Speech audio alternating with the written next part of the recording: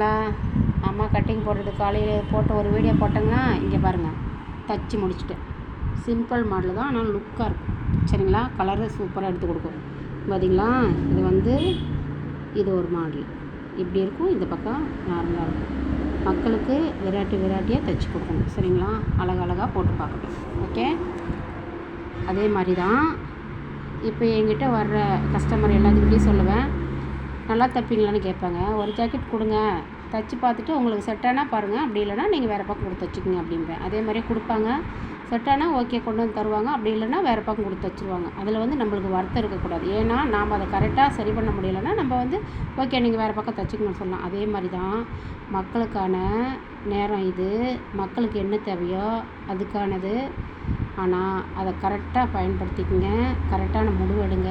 மக்கள் எல்லோரும் நல்லா இருக்கலாம். ஓகே, பாய் தங்கங்களா, அம்மா சொன்னால் நல்ல விஷயமாக தான் இருக்கும். ஓகே.